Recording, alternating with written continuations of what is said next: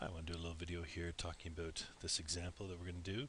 The formula a equals p bracket 1 plus I to the n.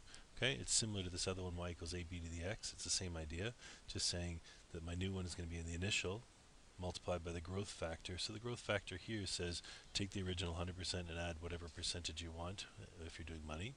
But it could also be, for example, in this one, when they talk about click here to see the reminder, you could say for doubling, the factor is 2. Okay, because like 200% goes in here, or 300% goes in here. So it's a percentage, but then changed into a decimal. It's the power of x's as time goes by. Okay, so I'm going to open it up as a Word document just to write some stuff on it, and then I'm going to graph it. So as the Word document, same thing. Okay, this was the growth factor, y equals ab to the x, or in money-wise, we can say we're going to use this other one, a equals p bracket 1 plus I to the n. Okay, so I've got a equals p bracket 1 plus I to the n. And whenever I do these, I always write down my unknowns because I don't want to get confused. So a is equal to question mark. We're going to calculate that. P is the principal. That's how much was originally there, just like in the growth factor one with bacteria, be how much you started with. And in this case, it starts with $600. Okay, so 600.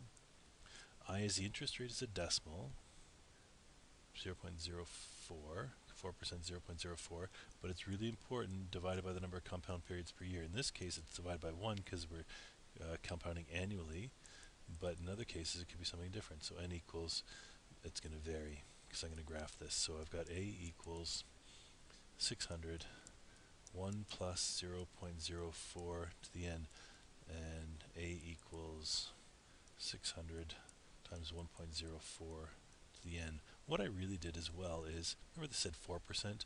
I could have said I had 100% plus 4% equals 104%, or as a decimal 1.04. That's where that comes from.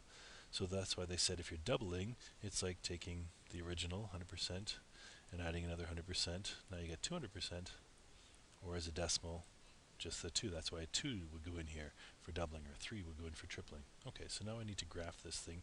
I'm going to rearrange it and say y equals, just because people are used to x's and y's, 1.04 to the x. Okay, so I'm going to go back to my website here. I'm going to go to my drive. I'm going to say new Google Sheet, and I'm going to name it, before I forget, U3A5. Okay, and so I've got my x's and my y's. And remember the y equals 600 times bracket 1.04, close the bracket, to the power of x, right? So that's my headings, and x is going to go from 0, 1, 2, 3. I can go as far as I want to. I can make this, if I want to, I've got a pattern here, and I can just zoom that down. I think I'll go to, that sounds good, 25 maybe. Okay? And for this one, I need to do a calculation, so I'm going to say equals 600 times 1.04. So I need to put that in brackets. 1.04. Close the bracket. It's the power of is a little hat 6, little shift 6, and then x, whatever x is. Okay, because I'm going to make that vary. And as I zoom that down, there we go. Okay, some ugly looking decimals, and that's fine. So if I want to graph this thing, I can highlight it all, and I'm going to say chart over here, and if you didn't see chart, you can get more, or you can just go to insert and then chart. I want to do a line graph, okay, and I'm going to use my column A as my labels, so that's going along the bottom, 0, 600, etc. And I'm going to say what kind of chart am I using. I want a line graph, okay, that looks a little bit better. And it's going to go 0, 5, 10. They defaulted for me. I can change that how soon I want them to go up. That looks great. There's my equation. I can customize it and give my chart title and change it to whatever I want to. Okay. And I can change my horizontal and vertical axes, but we've seen how to do those before, so I won't do that right now. And there's the series. I'm going to say insert.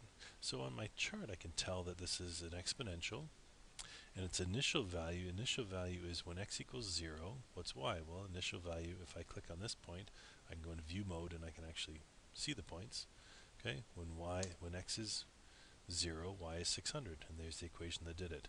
And I can see it better from my table of values. When x is 0, y is 600. Okay, that's my initial value, and it floats along here as we go up exponentially. So the question asked then,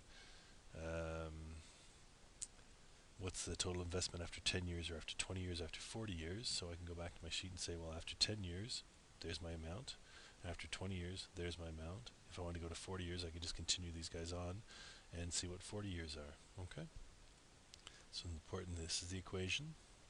And the shape of the graph, it's a nice exponential. Because I know it's an exponential because it's going to the power of something over here.